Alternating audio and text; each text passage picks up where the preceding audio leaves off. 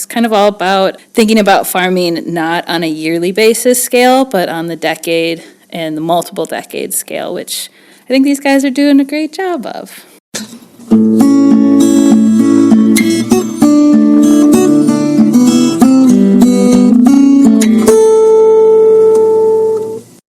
Welcome to the 311th installment of Ear to the Ground, the Land Stewardship Project's podcast on family farming, regenerative agriculture, community food systems, and local democracy.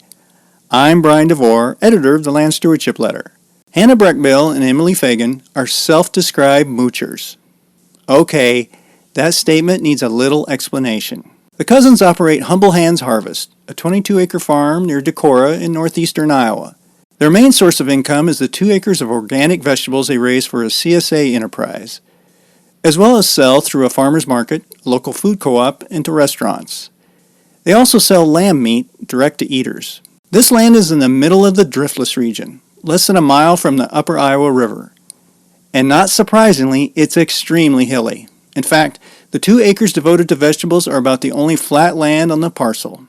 So, almost as soon as they moved onto this former corn ground in 2017, Hannah and Emily began looking for ways to establish other enterprises on it. It turns out these steep acres are particularly suited to trees, and the farmers were intrigued by the concept of agroforestry, which, at its most basic, involves integrating trees into an agricultural system in a mutually beneficial manner. So in 2018, they began planting chestnuts and hazelnuts on a few acres. They've also established a fruit orchard. They've planted the trees in rows, allowing space in between for grazing their sheep herd. Eventually, the trees will not only be producing nuts and fruit that can be marketed, but will provide shade for the livestock, something that's particularly important, as climate change brings with it unusually hot, dry summers. Hannah and Emily are excited about the potential diverse revenue streams agroforestry can add to their farm. But they also know putting in such a system is playing the long game. It will take years before they have viable product to sell, and even more years before the trees are big enough to provide shade for their sheep, and thus paying for themselves as natural sources of livestock cooling. So, in the meantime, they are, as they say, mooching income off their thriving vegetable enterprise to help pay for the establishment of the agroforestry enterprises and to provide a consistent income in general. In talking to them about integrating agroforestry into the operation, I was struck at how they're bringing in an enterprise that is all about delayed gratification. That can be tough for a farmer who raises an annual cash crop like vegetables, which produces results within months of those seeds being planted. But these farmers are accustomed to working in ways that don't fit the conventional wisdom of how Midwestern agriculture should be done. For example, the land Humble Hands Harvest sits on was actually purchased with the help of folks in the community who were concerned the parcel was going to be turned into a CAFO. And the operation is now set up as a worker-owned cooperative, offering a possible alternative model for land ownership in the Midwest. Perhaps it's not surprising Humble Hands is based on a big-picture, long-term view of farming and resiliency. After all, Hannah is a graduate of LSP's Farm Beginnings course, where she received training in how to plan holistically for the long-term sustainability of a farming operation. Humble Hands' establishment of an agroforestry system was featured during a recent field day the farm hosted. The event was co-sponsored by the Savannah Institute, which works to help farmers in the Midwest adopt agroforestry systems. It was also sponsored by the Sustainable Iowa Land Trust, which promotes long-term regenerative food production and land stewardship by helping get beginning regenerative farmers established on ag acres. After the field day, I sat down and chatted with Hannah and Emily, as well as Jen Ripp, an agroforestry educator with the Savannah Institute. They discussed how agroforestry can be integrated into Midwestern farms and the opportunities, as well as challenges, associated with adding such a system to an established agricultural business. Just a note on the recording. At first, Jen, Hannah, and Emily's voices may sound similar. So, as a way to help differentiate them, here's a tip. In the opening minutes of the interview, we start out with Jen describing what agroforestry is. Emily speaks second as she describes Humble Hands Farm's business enterprises. Finally, Hannah is the third person to speak, explaining the farm's somewhat unique ownership structure. We just had a great field day here. We had over a dozen folks here who you gave a tour of some of how you're integrating agroforestry into this vegetable operation. And I wanted to talk to you about some of the points that were brought up. But before we got into that, I was wondering, Jen, if you could give folks I guess, a big elevator, it would be a larger than normal size elevator speech on what is agroforestry, and what that entails, just when you kind of describe it to people who don't really know what it is. Agroforestry is basically the integration of trees into agriculture systems for the benefit of both. It mixes kind of conservation with things that are strictly agriculture, so you have things like wildlife habitat and diversity, and also a perennial roots in the ground is kind of the main focus of that. So the more roots in the ground perennially, so established roots, you're going to have less runoff, less erosion, cleaner waters, cleaner airs. It's trees and agriculture combined. So agroforestry is a silvopasture, which is the integration of livestock with trees. Alley cropping, which is the integration of annual crops or hay crops in between rows of trees. Riparian buffers, which are going to be trees planted along waterways to filter the water and prevent erosion. Windbreaks. I think everyone's familiar with what a windbreak is and does. And then forest farming, which are things like silvopasture by subtraction. So allowing animals to graze within forest and kind of clear out the underbrush, but forest farming itself would be like shiitake mushrooms or ginseng or things that can grow under canopy. Before we get into the agroforestry questions, I just need a quick summary of what you got going here. What's going on with Humble Hands Harvest? At Humble Hands Harvest, I guess we make most of our money growing organic vegetables. That's most of our daily work. And we also have a flock of sheep that we graze around the rest of our farm and are starting some perennial plantings. And your market, you have a small CSA, but you do farmers markets as well, and then direct sell the meat. Is that correct? Yes, we sell our meat and vegetables at the farmers market, and we have a small CSA. Well, not that small. Sometimes it's almost as much income as our market sales. And we also sell a little bit to the co-op here and restaurants and other things. And could you just give a brief, the ownership situation here is maybe a little different than what could you give a brief, Anna, you're the expert on that. Yeah, so we are a worker-owned co-op farm, which a lot of people, when they think about a farm, they think about a family farm. We're a little bit different than that because we are owned by the people who work on the farm. So ultimately, Emily and I are the two employees, two worker owners of the farm, and then we also have two employees. But in theory, someone would work for us for a couple of years and then be able to onboard into actual ownership of our farm, which, yeah, we're really excited to be creating this method, I guess, way to access farm ownership and equity. I just want to, as an aside, I remember talking to you about this years ago, and I found this really a striking idea that you had, which was land access for beginning farmers is so hard, and you went through a situation here where you're able to get folks in the community to support this. And then once you got the farm, you realize you don't want to go through the same situation a lot of farmers go to, is, okay, who am I going to transition this off to in the future? So I thought that was a really neat, just to have that idea before you've even maybe planted your first crop. Yeah, absolutely. I mean, I think one benefit, or like hopefully it happens with this farm, is that we're able to kind of have this continuous farm, and I can retire, Emily can retire, but this farm can keep going, and then new people coming in can have all of this stuff, all of these markets, all of these trees that are in the ground ready to go and be cared for and give them the income that they need. So, agroforestry, I mean, looking at your vegetable plots here, it's obvious you're really good at what you do, and you've gotten some local markets, but why agroforestry? Why trees? That seems almost completely opposite of annual vegetables. Well, we ended up with this piece of land that is 22 acres, and we didn't want to grow that many vegetables. And also this land is mostly not flat. Like we chose like the flat 2 acres, and that was about it. And then we made another tiny place flat so we could have a high tunnel. But this particular property is conducive to trees more so than vegetables, I would say. And this is the one that was available. You know, it's not like we had the choice of going around and picking exactly what we wanted. This one came up in a serendipitous way, and it seems like it's calling for trees. Well, it seems to maybe fit in with you have a sheep operation too. It kind of fits in with that a little bit? Yeah, the sheep can be anywhere. Happy to eat anything on any kind of slope. So describe what you're actually doing. We went out and looked at your chestnuts and hazelnuts, and you also have planted is it a semi-dwarf or a tree? But describe all what we're doing, kind of, and some of what the method to the madness is about, and when you kind of started doing all this. Yeah, so we started, the first trees went in the ground the first year we were here. Emily planted maybe 30 apple trees just south of the vegetable field. And then the second year we were here, we really delved into bigger scale plantings of nuts.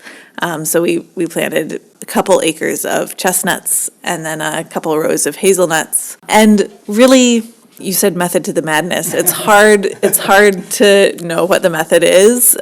Mostly it's trying to do something, see what works, and knowing that planting perennials is a long game, and so it'll take us a long time to see what works.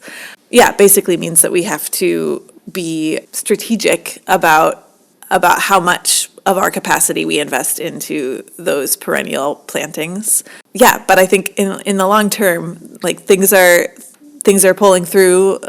Some of the stuff that we planted in year one, we just saw our first hazelnuts that we've ever seen on our plants. So that's super exciting. Yeah, stuff is starting to produce, and so we'll find out what's going to happen. Yeah. And just to give people a picture, so and correct me if I'm wrong on this, but it's about 2 acres of, like, for the hazelnut or the chestnuts, for example, you have them planted. I think there was 5 rows, and there's 30-foot space between them. Looks like you did have hogs in there, which kind of helped build the fertility, but now you've got a cover crop. Looks like, what was it, oats and rye and barley, okay, mix in there. And then I guess you're doing a grazing system already through there. We already looked at the sheep and what they had done, but if you can describe that grazing. Yeah, we fence the sheep in electronet and use a solar charger and move them once a day. We just use 2 lengths of the electronet, and it takes about half an hour or 45 minutes maybe to set up the next one for the next day, and we just move them around. Yeah, and in the thick of the season, once a day is enough, but in the spring and fall, when the grass is a little thinner, we would move them twice a day. And you kind of you have them in tubes, but to keep the sheep from rubbing, it sounds like you put a temporary cage around them? Yeah, Hannah was putting like a wire cage around the tree tube when the trees are small, because when they're small, the tube can shift around and knock the tree over and break it. How big a herd? We have 18 ewes and all of their lambs. 32 lambs this year. So this brings up this issue of both with the vegetables and the sheep that I find really interesting. And Hannah, you were pretty honest about this, that you kind of feel like you're using your you're mooching off your vegetable operation to support the perennialization of this and the agroforestry. Can you talk a little bit about that? I think that because it is a long game, and if you were relying on getting, for example, fruit production next year, I mean, it just wouldn't work. But talk about that idea of mooching, or whatever word you want to use. I like the word mooching. I remember that. Yeah, I like that word too. I mean, it seems like if we didn't have the vegetable operation, then we would be much more kind of reliant on getting an income from the perennial crops. And that's actually not the energy that I want to have around these trees, right? I want to have space for experimentation and for learning and for mistakes. And so, yeah, we're getting pretty darn good at growing vegetables. And so having and we have a lot of capacity, and we have a little bit of excess capacity sometimes, and that excess capacity we can use both in terms of finance and in terms of labor, we can use toward supporting our perennial operation. Jen, is that something you work with a lot of farmers around this region, and is that a good idea? Is that something you're seeing, that people are kind of mooching off it or subsidizing that system with other enterprises in the short term as they play that long game? Yeah, definitely. So this is what I would like consider a macro level alley cropping, where like for alley cropping, you plant your trees. You plant your trees in rows, but then you really utilize the alley to grow kind of like your cash crops. So there's corn and soy farmers that do this, people that do hay, but then a lot of like annual vegetable organic production can happen between the trees. And like the analogy is the trees provide this like microclimate for the crops as they grow to reduce wind erosion, water erosion, kind of like pulling up nutrients from deep down in the soil. And then, just being under a tree is this cooling climate. So Hannah does the same thing, kind of similar to Dana Burness' operation, where while her actual operation is an agroforestry, that provides the cash and kind of like the microclimate for the perennials to come in. And I think a lot of people are doing it that way because you have to transition into perennials the same way as like alley cropping transitions to silvopasture. At one point, the trees get big enough that the trees are the main show or part of the main show, and you don't have the space in the alleys anymore to grow broccoli and tomatoes and everything that you would be able to do. So it's kind of all about thinking about farming not on a yearly basis scale, but on the decade and the multiple decade scale, which I think these guys are doing a great job of. Then you can start seeing not only using the vegetable operation or whatever to kind of subsidize that system or get it going, but in the short term, but then they can start benefiting, like with the livestock. Eventually those sheep will have shade, that type of thing. I think that's what's exciting about the whole silvopasturing thing. I should mention what I meant for Dana's operation is she raises pigs on pasture, which is not agroforestry, but that money fuels a massive oak savanna restoration that she's doing. And so like on the outside, it looks like the systems aren't overlapped and like complex that way, but like economically they are. So yeah, a lot of connections. Yeah, that's that whole idea of integrating. And one of the things you folks talked about was integrating. You're looking at putting more native plantings in and looking at maybe grazing, native prairie type systems and integrating that into this whole thing. Yeah, we listened to a talk at PFI a couple years ago that was all about prairies and how important they are, which we already believed and knew, but it was just an inspired moment. And since then, we've been talking about how we can make this farm more of a place for native plants and bring back some of that old ecology. And not a lot of people graze prairie plantings. I asked the woman who gave the talk, and she was like, yeah, sheep might be kind of hard on it. But we have, our first year here, Hannah threw some seeds around, like some pollinator mix or something, and 2 or 3 years later, we're starting to see some things come up, and it's really nice. They're like being grazed twice a year, and they're totally happy to bloom and reproduce, and it just feels like a fun experiment that has nothing but benefits. So walking around here, I was struck at, and I was talking to another farmer who was here at the thing, and because you talked about how this had been in corn for decades, and he was saying, I can't believe this was ever in corn. It is really hilly here. If people can picture it, it's bluff. We're in the midst of the bluff country. Do you sometimes come out here and look at what you've done and what you may be doing in the future, but already just in the past few years, and go, wow, I can't believe this was in corn? Yeah, I mean, so we've been converting our vegetable field to no-till, and we've been applying a lot of compost, and it's just so wonderful to see the amount of change that we can make in the soil with that kind of intensive care for it. When we came onto this farm, there was basically no topsoil to be seen. And there's still parts of the farm that are pretty, ragged. So I can believe it has been in corn because of that. That's a reminder. Yeah. But it is, it feels really, the sheep are like a very slow process for restoring soil in terms of their restoring the cycles of fertility. But yeah, I just, wherever we can add a little bit more intensive management and care, I think those are the places that really see the benefit. And so that's one of the reasons I like planting trees is that we then are paying attention to that spot and helping it along. Yeah, and how far are we from the Upper Iowa River here? Less than a mile walk. So that's a big issue too, is water quality and that watershed, that kind of thing. But what's been some of the biggest challenges or surprises, and I guess with you just in general, maybe some of the big challenges you see other folks deal with or surprises, but I guess both pleasant and unpleasant surprises. I don't know. One of the biggest challenges for perennial establishment in agriculture is land access. So right now in Iowa, I think there's a 20-year lease cycle. So you can't sign a lease for, the longest lease is 20 years before you have to renew. So when you want to talk about planting a chestnut orchard that really comes into full production in like year 10, and then all of a sudden at year 20, you can be, kicked off the land. So kind of the root of a lot of these problems, not to make a root pun, but I did. The root of a lot of these problems in trying to think about farming and agriculture on a multi-year scale is permanent land access. And so that's why I like working with Hannah on doing alternative models to purchasing land has been really important in kind of laying the foundation for a lot of this work.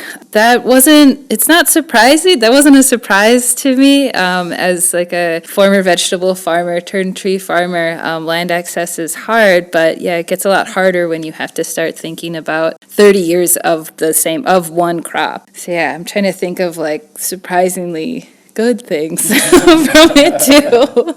But I've just like, maybe it's not a surprise, but I've just been learning about all of the different perennial tree crops and bushes available to us around here that flourish in our climate. And this also isn't a surprise, but just like the benefits of the resiliency of trees and bushes and woody perennials. And I hate to say that, like, every season is a test in like how well these plants are going to survive climate change, but like it is a big filter right now in changing agriculture to be able to exist throughout climate change. Yeah, I mean, I would echo that. Like long-term land access is a huge challenge, and I feel really lucky that we were able to kind of bypass that challenge in a lot of ways. Yeah, and I just think about how many more trees could be on the landscape if we had a different system of land ownership and who gets to own land and what's supported by policy. Yeah, that's the main challenge that I think of. But also like patience is a challenge. Like you have to be willing to wait around for a few years. Yeah, and so it's a combination of patience and also like willingness to stay in place. And yeah, in terms of surprises, I mean, the thing that comes to mind, not necessarily surprising, but a pleasant thing that I have no control over other than making the place is that there are different kinds of birds that live on this farm now that didn't live here when it was in conventional corn. We have bobolinks, we have meadowlarks, we have this house wren that's making a lot of noise. We have, all kinds of good beings who appreciate the work that we're doing. Well, that patience, especially for a vegetable farmer, because you see almost immediate gratification. So that is a big issue. Yeah, the challenge in my mind is maybe not super relevant to this podcast, but I'll say it anyways, which for me is the physicality of this work and the like limited resources of my individual body. Mm-hmm. That's relevant. Yeah, I feel like that is the thing that most, I don't want to say gets in my way because I don't want to be thinking about it that way, but I like really have to think about what I'm going to do and choose not to do certain things because I have limited capacity. And that's really notable because I can think of a lot of things that it would be great to, do, right. But I can't do them, right, Right, yeah. That's my limiting thing. Just in 10 years, 15 years, thinking about all the challenges and the hard work that goes into it, it must help a little bit that you can say this is going to look a lot different than, it's just not going to be vegetables again in 10, 20 years. That must be a big incentive, I would think. Yeah, I mean, that's kind of the like fun surprise of all of this is like, I started doing this because I wanted to grow vegetables, but then keeps coming around, all these other new interesting things that make sense that I get to just start learning about. Yeah. You know, it's a surprise every time. Agroforestry has been practiced for thousands and thousands of years all around the world. We just, as a country, haven't been practicing it for about the last 70. So a lot of this is a returning to a way that was more sustainable for the planet. And I'm so happy it's going to look different here in 10 years. And there's going to be more shade and it's going to be cooler. Yeah, it's exciting to see.